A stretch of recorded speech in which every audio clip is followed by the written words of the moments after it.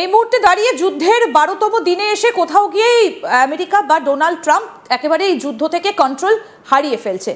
কিন্তু এখন বিষয় হচ্ছে যে আমেরিকা যে সমস্ত জায়গাগুলোতে বেস তৈরি করেছিল মিডল ইস্টে, সৌদি আরব বলুন, কাতার বলুন, কুয়েত বলুন, এই জায়গাগুলো কিন্তু আস্তে আস্তে এবার তারা আমেরিকার কাছ থেকে সরে আসছে। কারণ ইরান আমেরিকাকে ক্ষতি করতে গিয়ে এই সমস্ত দেশের ওপর আঘাত এনেছে।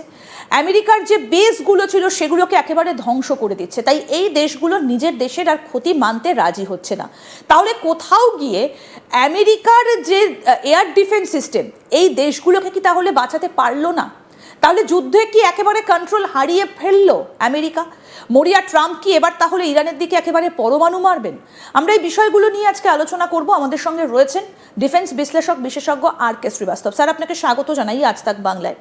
স্যার, আমরা যখন যদি দ্বিতীয় বিশ্বযুদ্ধের শেষটা যদি একটু আমরা মনে আনি, তাহলে আমরা দেখব যে দ্বিতীয় বিশ্বযুদ্ধটা প্রায় শেষের পথে, আর কিছু করার নেই। তখন হিরোশিমা এবং নাগাসাকির মতো দুটো জায়গাতে টুকটুক করে কি ঘটনা ঘটালো আমেরিকা এবং কি ফেললো তারা, সেটা আর গোটা বিশ্বের কাছে অজানা নয়।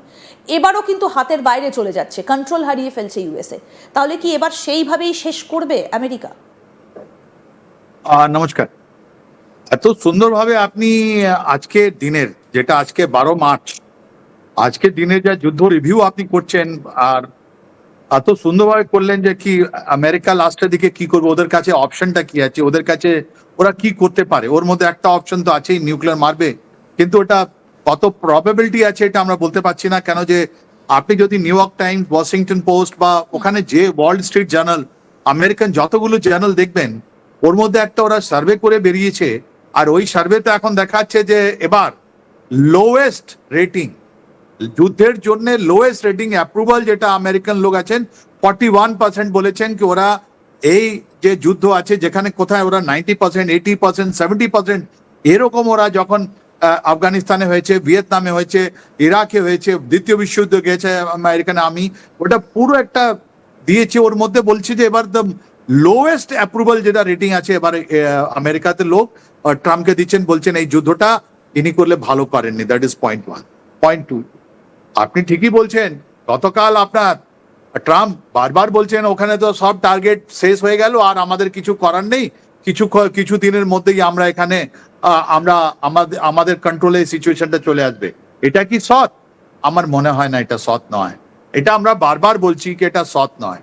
হয়তো ওদের মিডিয়া বা অন্য মিডিয়া, ওয়েস্টার্ন মিডিয়া, যেটা এখন পুরো জিনিসটা দেখাচ্ছে, এক পার্ট দেখাচ্ছিল, এখন যে আমরা দেখতে পাচ্ছি অদ্ভুত, অতুলনীয়, এরকম আমরা দেখিনি। আপনি যদি ইসরায়েলে গিয়ে দেখেন, ইসরায়েলে ওখানে একটা মিলিটারি সেন্সরশিপ হওয়ার সত্ত্বেও ওখানকার মানুষগুলো যে ভিডিওগুলো পাঠাচ্ছে, একটা জিনিস তো মনে হচ্ছে ইরান অনেকগুলো স্ট্র্যাটেজিতে আছে। প্রথম স্ট্র্যাটেজিটা দেখুন, বিশ্বের সব থেকে পুরনো ল যে কোডিফাই করলো, যে ল এর কেতাবটা লেখা আছে, একটা পাথরের উপর লেখা আছে, ওটা ওরা বলা হয় কোড অফ হামুরাবি। আপনি যে কোনো ল যারা পড়ে, বিধি পড়ে, ল স্টুডেন্ট আছে, ওরা বলতে পারবে কি ল অফ হামুরাবি বিশ্বের সব থেকে পুরনো একটা ল যেটা করা হয়েছিল মিডল ইস্টে, ওটা ওখানে আছে, কোড অফ হামিরাবি। কোড অফ হামিরাবি কি বলছে? কোড অফ হামিরাবি বলছে কি তোমাকে যদি ন্যায় দিতে হয় তাহলে এক চোখের জন্য অন্য চোখ তোমাকে বের করতে হবে। তাই জন্য মহাত্মা গান্ধী বলে গেলেন যদি কোড অফ হামুরাবি যদি ইমপ্লিমেন্ট হয় তাহলে পুরো বিশ্বটাই অন্ধ হয়ে যাবে। বিকজ যে কোনো জায়গায় যে কোনো সময় কোনো না কোনো জিনিস চলছে, তাহলে আপনি যদি জাস্টিস দিচ্ছেন তাহলে একের চোখের জন্য অন্য চোখ। কিন্তু এইটাই আছে, এইটাই নিয়ম ওখানে আছে আপনার আরব দেশে, কোড অফ হামুরাবি। যদি তুমি কাউকে মারো, ইভেন পাকিস্তানে ওরা এটা করেছে অনেকবার, আমেরিকান গুলোকে যারা ওরা নিয়ে এসেছিল, বলছে যে তুমি একজন লোককে মারলে আমরা ওই ব্লাড মানি নেব না, ব্লাড নেব, এটা আমাদের কোড অফ হামুরাবি। তো ইরান ওদের উপরে যেভাবে 1979-এর পর যেভাবে ওদের কাছে ইকোনমিক স্যাংশন এসছে, যেভাবে এই দুবার আপনার যুদ্ধ হয়েছে, বা 88-কে আমি ছেড়েই দিলাম, 88-এ ইরাক ইরানে ছিল, কিন্তু আমেরিকা যেভাবে ওদেরকে অ্যাটাক করলো 2025-এ, 2026-এ, আর এই যে ইসরায়েল 3বার অ্যাটাক করলো, ওরা কি ওদেরকে ছেড়ে দেবে? আমার মনে হয় না। কোড অফ হামিরাবি বলছে, কোড অফ হামি আই ফর অ্যান আই, তুমি যদি আমাকে একজন মারো আমি তোমাকে দুজন, আমাকেও একজন মারতে হবে। তাহলে এই যে ইফেক্টটা, এই ইফেক্ট কোথায় গিয়ে দাঁড়াবে আজকে দিনে আমি বলতে পারছি না। Number 1। Number 2, who is in control? আমরা প্রত্যেকদিন এটা দেখি কি কমব্যাট পটেনশিয়াল, যুদ্ধ করার ক্ষমতাটা আমরা যখন ক্যালিব্রেট করে দেখি তাহলে আমরা জিজ্ঞেস করি হু ইজ ইন কন্ট্রোল, কার কন্ট্রোলে আছে এখন সিচুয়েশন। ডেফিনেটলি আমেরিকান ইসরায়েলের কন্ট্রোলের এই যুদ্ধটা নেই। যতদিন হচ্ছে, যত সময় যাচ্ছে, ওদের ক্রেডিবিলিটি, মিলিটারি প্রফেশনাল, ওটা ডাউন ডাউন ডাউন হয়ে যাচ্ছে। মনে আছে এই যে 28 ফেব্রুয়ারি যখন যুদ্ধ স্টার্ট হয়েছিল, তার আগে যেভাবে মিডিয়াতে আমাদের দেখানো হয়েছিল একের পর এক মিলিটারি মাইট অফ আমেরিকা, কি ওরা আমেরিকা আসলে কি হবে কি না হবে, বাবা এটা তো পুরো একদম মাটিতে একদম ধ্বংস হয়ে যাবে আপনার ইরান। কিন্তু আজ পর্যন্ত কি হলো? আজ পর্যন্ত তো এই 13 দিনের মধ্যে কিছু হতে পারেনি। আজকে 12 তারিখ প্লাস 28, তাহলে তো কিছু হতে পারেনি। তাহলে এটা কি আছে? এটাই তো আমাদেরকে জানতে হবে। নাম্বার 2, নাম্বার 3, এইটা আমরা বলি আজকে সোশ্যাল মিডিয়া অনেক ভালো জিনিস আমরা দেখতে পাচ্ছি, আর ওর সোশ্যাল মিডিয়াতে কি আছে জানেন? ওটা বলছে ডোপে রোপ, এরকম একটা কথা একটা ছড়িয়ে পড়েছে একটা সোশ্যাল মিডিয়ায়। ওরা কি নাম আপনার একটা মোহাম্মদ আলীর একটা বক্সিং করার একটা ট্যাকটিক্সকে ওরা বলছে কি ইরান যেটা আজকে আছে মনে হয় ওরা মোহাম্মদ আলী মতন কাজ করছে। কিভাবে স্যার এই জায়গাটা একটুখানি জানতে চাই যে কিভাবে, কারণ ইরান এত বড় যুদ্ধ এর আগে কখনো লড়েনি। আমরা ইরানের সঙ্গে যে লড়াইটা দেখেছিলাম তাতেও কিন্তু ইরান এতদিন পর্যন্ত এইভাবে এত স্ট্রংলি লড়াই চালিয়ে যেতে পারেনি। এবার তাহলে কিভাবে সম্ভব হচ্ছে? ওই এরা ট্যাকটিক্স চেঞ্জ করেছে।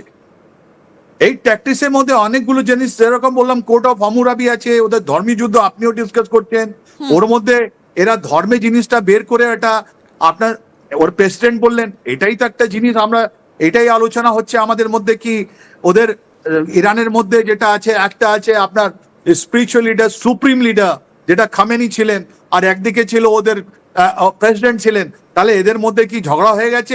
ওরা কন্ট্রোলে নেই কেন? যে ইরানিয়ান প্রেসিডেন্ট বলছেন আমি ক্ষমা চাইছি, অন্যদিকে ওরা বলছে না আমি তোমাকে ছাড়ছি না।